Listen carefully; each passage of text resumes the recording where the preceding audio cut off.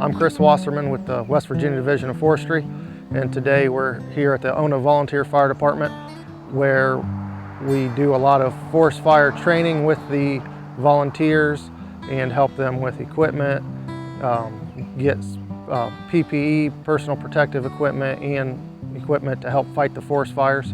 We're going to take a little tour around and look at the stuff that Division of Forestry is able to help them obtain through different grants. As a fire forester, I cover the entire Cabell County and part of Mason County, so that's a big area to cover. The volunteer fire departments, you know, there's a whole bunch of them in one county. They're our first responders. They get there before we do usually. They're on scene, they know what to do. The Ona Fire Department responds to, I would say, approximately 10 to 15 wildfires in a year. If it was just forestry fighting the fires, they'd get a lot bigger because we just don't have the manpower to do it ourselves.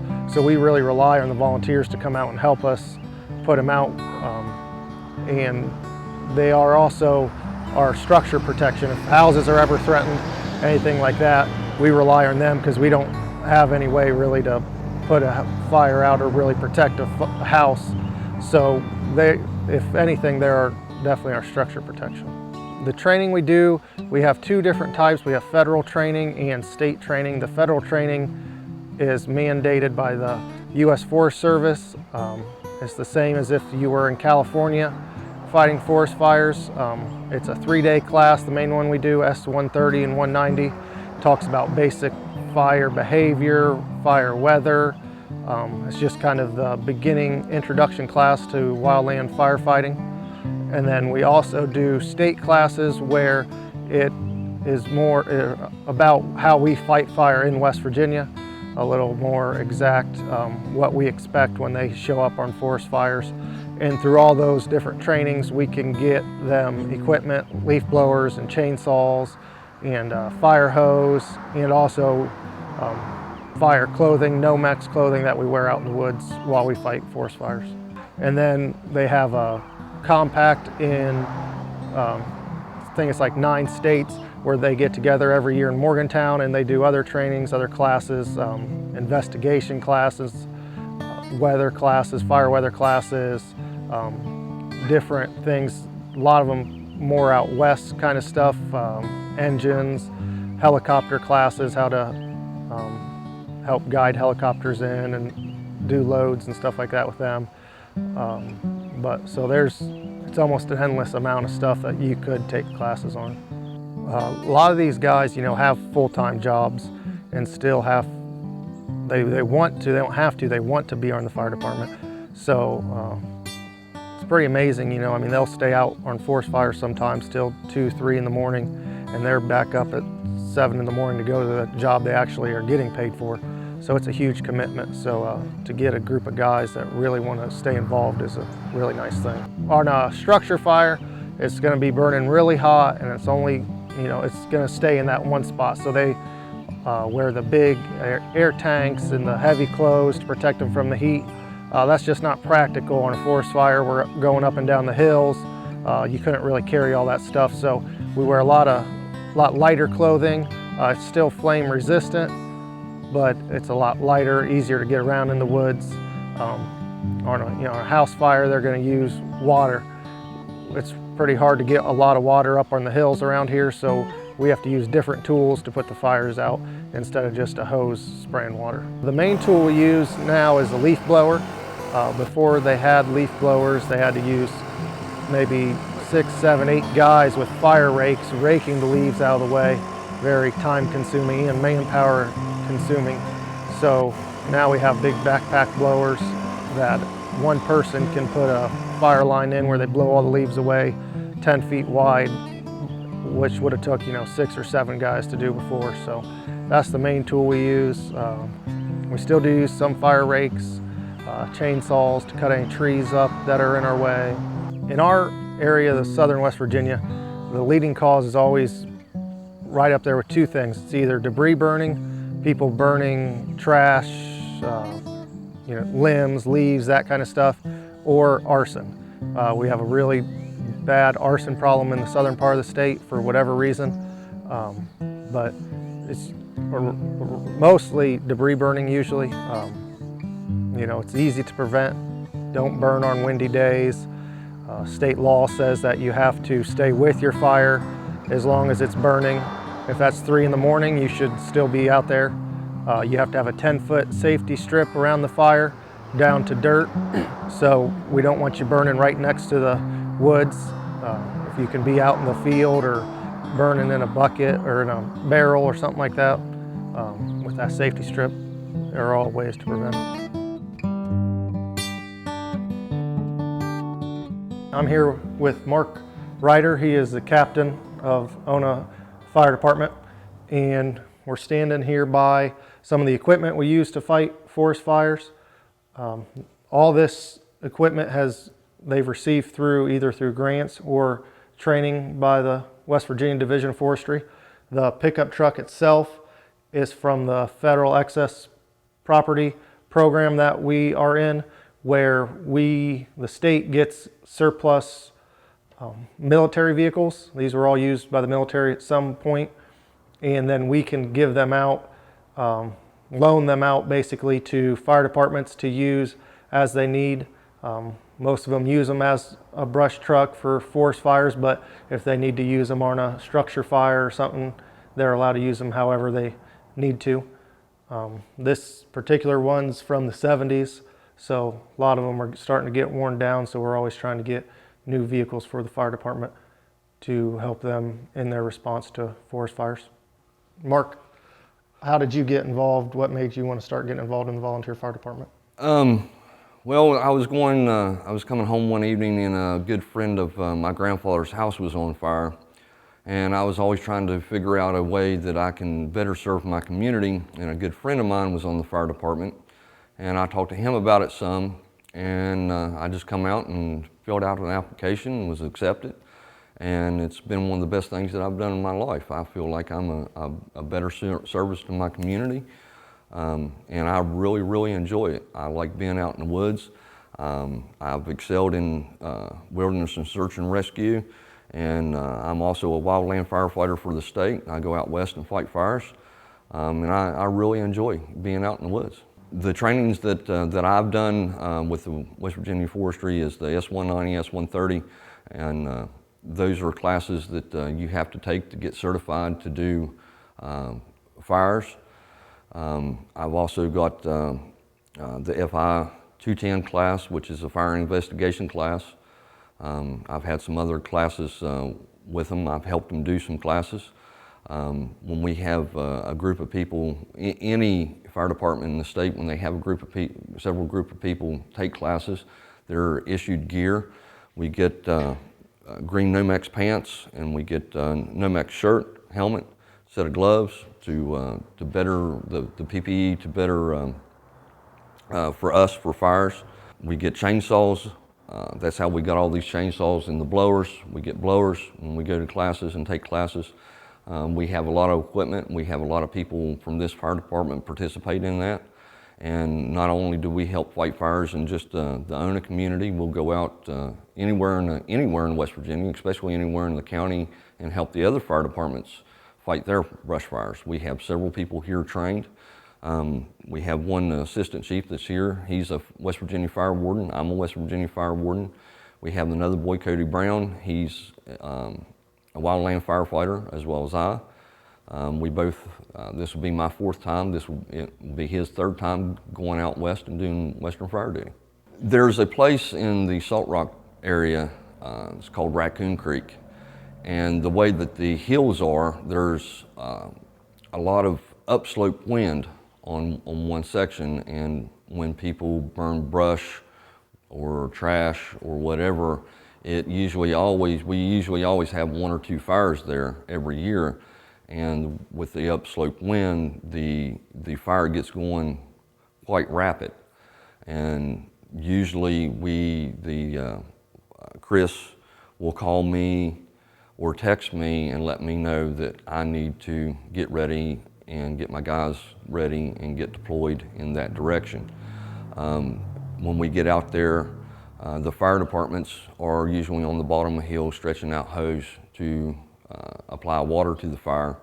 And we go to the top of the hill and cut lines down or blow lines down with rakes and blowers and to surround the fire with a line. And a lot of times once we get done with that line, we'll go back to the top of the hill and start back burning. That way we're, in a sense, fighting fire with fire. And when we're back burning, the fire will, our fire that we start will gradually come in towards the fire and make a much wider line and make that line more or less black and burnt. Like we said before, we have chainsaws.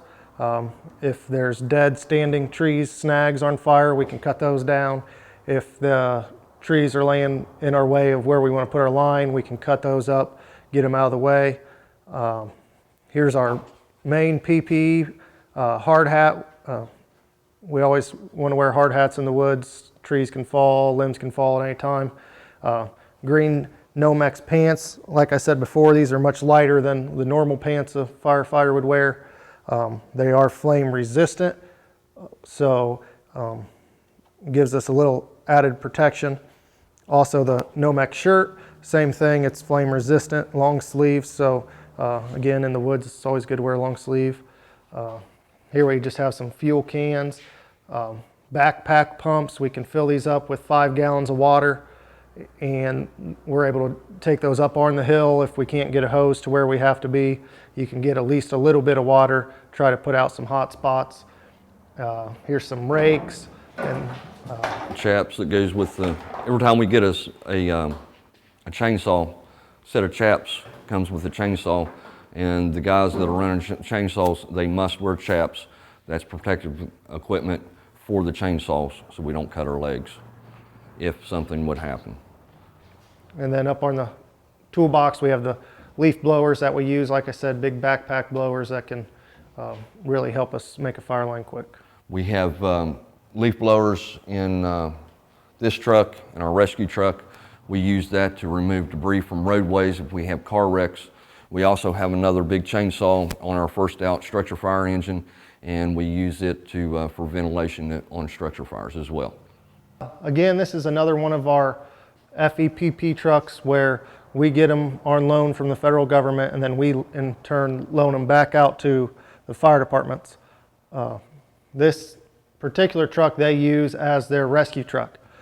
If they had to buy a new rescue truck, you're talking hundreds of thousands of dollars, which most of these small little fire departments can't afford. So it's a huge service to them in their community that we can donate trucks to them that they're able to put in use and use however they need to use them. Ona Fire Department I know has 2. There's several more pieces of equipment scattered out through Cabell County statewide. It's just not trucks. We have trailers fire departments use, generators, water tanks, portable water tanks.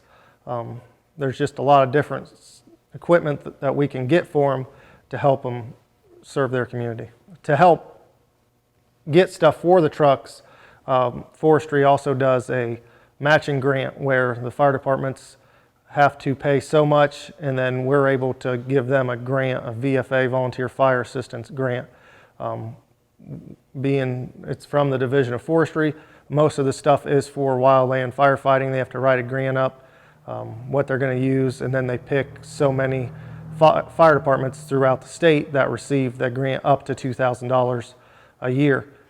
Here's a piece of equipment, an old portable pump. This was the very first thing this fire department owned, was this old portable pump. We were able to give them the grant where they were able to purchase a new one. These, they often call them a trash pump. The pump's able to take leaves and small sticks and stuff like that that get drafted in and just basically chop them up and shoot them back out. Some pumps that would just destroy the pump heads. So these are really good for fighting forest fires when you have to get out of a creek or a pond. Again, that's a $1,400 pump. It's a lot of money for a small fire department. So any way we're able to help them get new equipment, it also helps the Division of Forestry. Like Chris said, this is from what I've been told, this is the very first piece of equipment that this fire department ever purchased, was this portable pump. Being in a rural community like this, there's a lot of houses that sometimes are very hard to get a truck to, or a hydrant is miles away. We can use these pumps to draft out of a pond or out of the river or even out of the creek if it's deep enough to be able to fill the fire trucks up. Through the grant, we were able to get this pump to replace this one because it's so old and you can't get parts for it. Like I said, we use that to draft out of. There's been several incidents, like being in a rural community, there's a lot of family cemeteries, and when they dig, go out and everything has to be hand dug. Equipment can't get into, or some of the cemeteries don't allow equipment in, and after it rains, it will fill up with water, and they'll call us, and we'll take these portable pumps out and take that water out of that grave. It's been used a lot for that, and like I said, just drafting where we take water out of some water source and be able to fill the trucks up. On this truck here, we've got a saw, and we've also got a blower here. The saw is used for if we have tree down or across the road, or a tree comes down on someone's property, tears down a power line, something like that. We've got this saw in there for that, and the blower when we have car wrecks.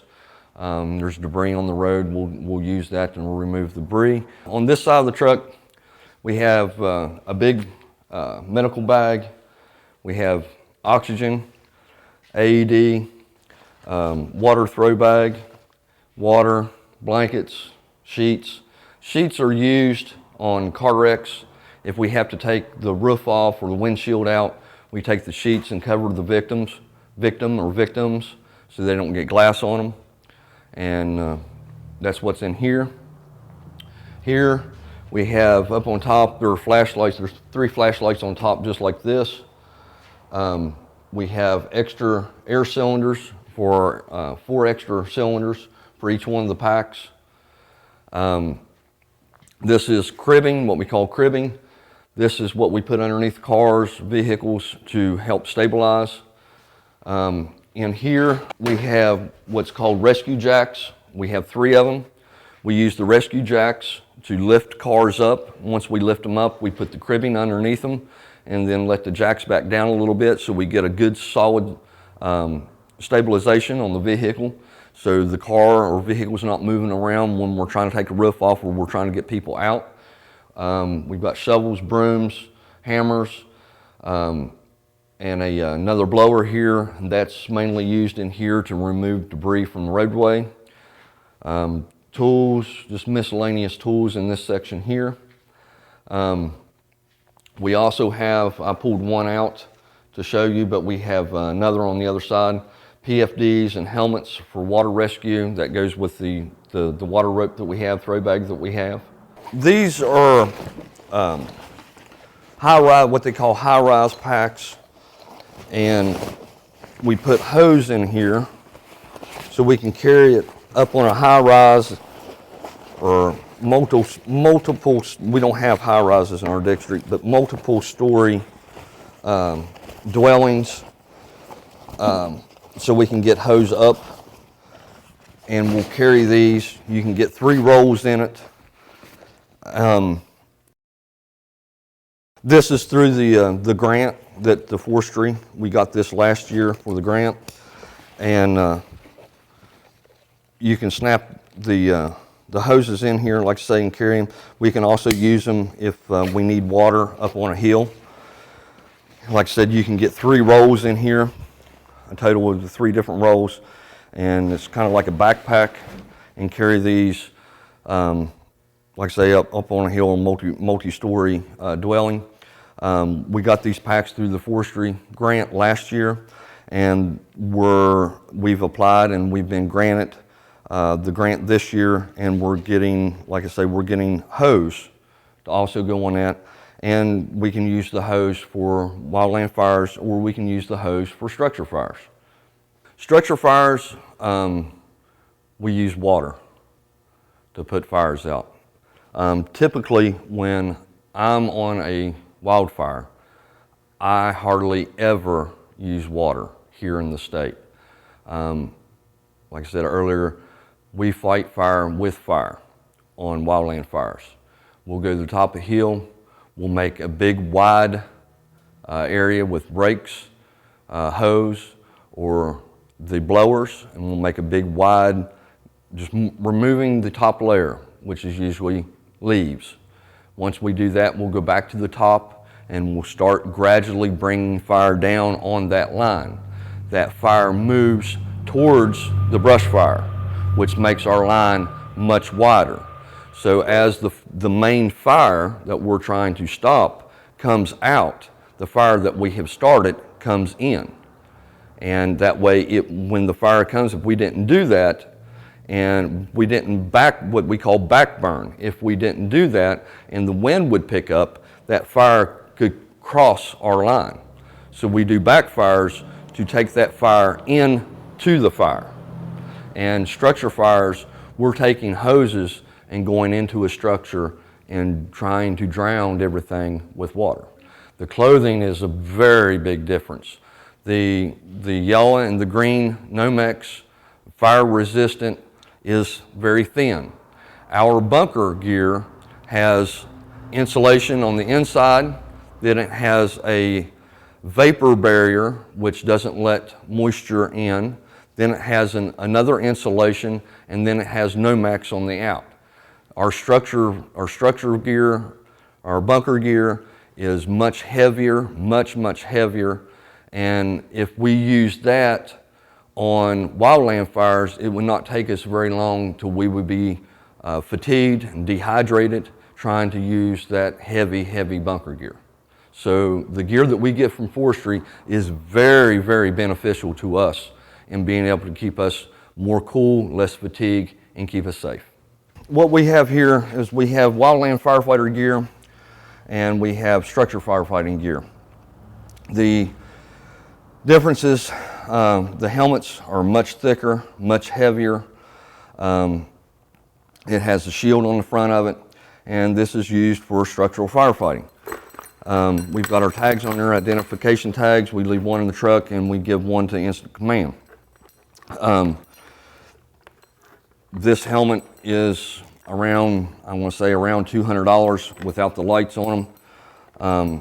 The lights, these are our own personal items. And we have Wildland firefighting helmet, which we don't have to worry about the roof coming in on us. These are also designed if we would fall, that they have catches on them, and if we would fall and the helmet get trapped, that they'll break so it doesn't take our head off. These are more for limbs falling out of trees. These are NFPA rated, and this is what we use on wildland fires. This right here is the jacket that we use, and it's very heavy. It's got an insulation, and this is the vapor barrier. It's in between this layer and this layer. The vapor barrier is for the water, and then the outside coating. This is Nomex, fire resistant, heavy fire resistant Nomex, and our structure gloves. This is the shirt that we use for wildland fires. It is Nomex, but it's very thin. That way it's easy to breathe, and we're not working around the extreme heat like we would be in a structure. These are our bunker pants, structure firefighter pants. We call bunker pants, and it's made up the same way as the boot or the coat. It's got the same type of material, vapor barrier inside of it. We got nice heavy knee pads and structure firefighting boots. Here we have the pants that we use. These are Nomex, like I said, and it's a lot thinner.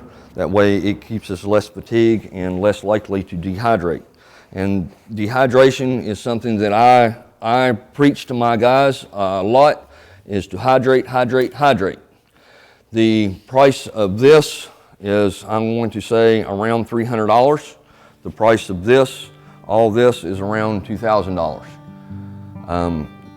You've got a lot more protection here, but you're talking about a lot more weight.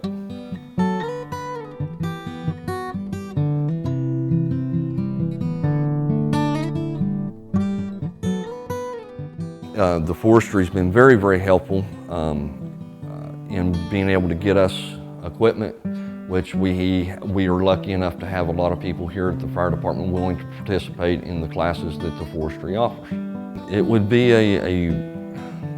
another financial burden for us if we didn't have the help from the forestry office we were able to get from them.